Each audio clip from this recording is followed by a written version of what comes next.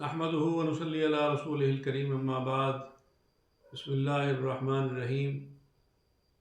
ایک بھائی نے سوال کیا کہ زکوٰۃ کے بارے میں کچھ بتایا جائے۔ اس کے ساتھ انہوں نے یہ سوال کیا کہ جیسے مکان ہے، ایک تو انسان جس مکان میں رہتا ہے اس کی وہ ایک ضرورت ہے، تو کیا ضرورت والا مکان جس میں انسان رہائش پذیر ہے اس کے اوپر زکوٰۃ دی جائے گی یا نہیں دی جائے گی؟ دوسرا سوال یہ ہے کہ کیا انسان ایک مکان تو جس میں وہ رہ رہا ہے وہ اس کی ضرورت کا ہے، اس کے علاوہ ایک اور مکان ہے جو اس نے کرائے پر دیا ہوا ہے یا اس کو کبھی بیچ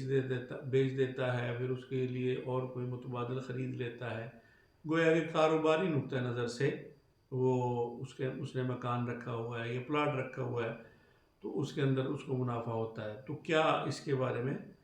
کیا حکم ہے؟ تو اس کے لیے مسئلہ یہ ہے کہ جو بھی انسان کی بنیادی ضرورت کی چیزیں ہیں،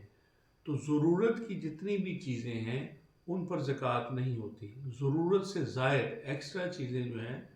ان کے اوپر زکوٰۃ لاگو ہوتی ہے۔ گویا کہ آپ کی ضرورت سے زائد ایکسٹرا ایک چیز ہے تو اس پر آپ کو زکوٰۃ دینی پڑے گی، اور پھر اس کے لیے بھی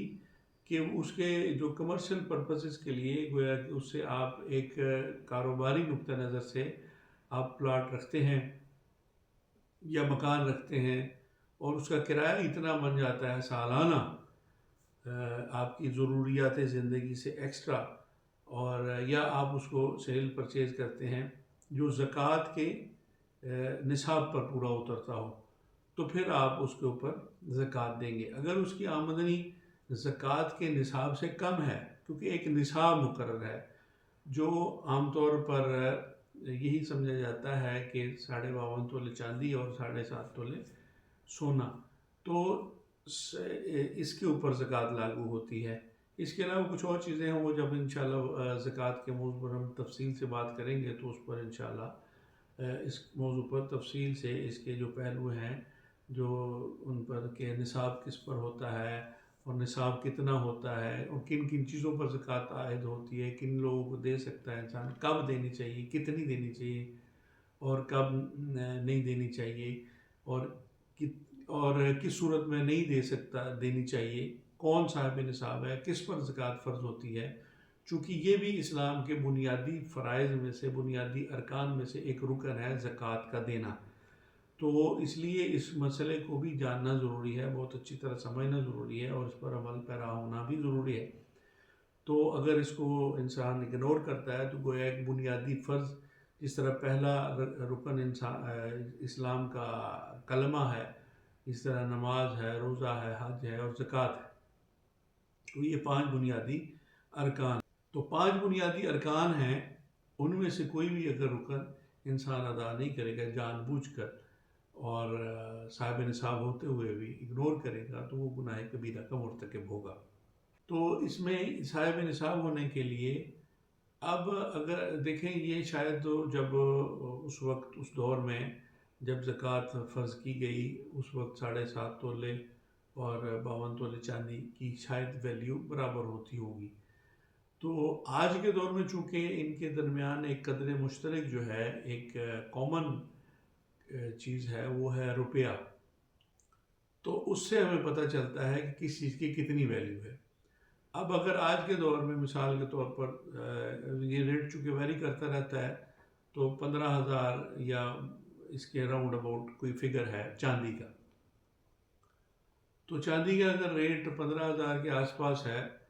اور سونے کا ریٹ 4-4.5 لاکھ روپے ایک تولے کا ہے اور چاندی کا ریٹ صرف 15,000 روپے ہے، تو یہ نصاب چیک کرنے کے بعد، نصاب دیکھنے کے بعد جو صاحب نصاب ہوگا جس کے سال بھر اس کی ضروریات زندگی سے زائد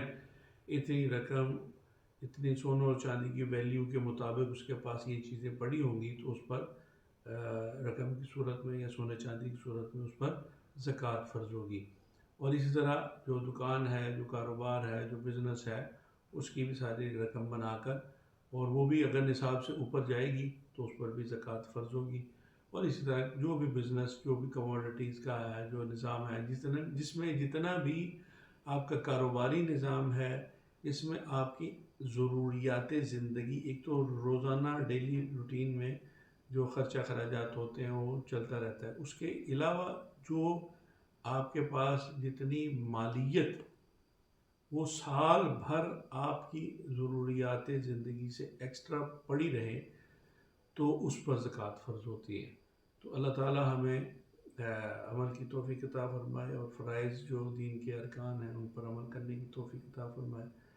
اور اس میں جو کمی کوتاہی ہے اس سے محفوظ رکھے. اس کے اندر جو کمی وغیرہ یا کوتاہی ہوتی ہے یا اس کو اگنور کر دیتے ہیں لوگ، تو اس سے اللہ ہمیں محفوظ رکھے. اللہ کریم ہمیں اپنے احکامات پر عمل پیرا ہونے کی توفیق عطا فرمائے. آپ ہمارا چینل سبسکرائب کریں، اس کو لائک اور شیئر کر دیں. والسلام علیکم ورحمۃ اللہ وبرکاتہ.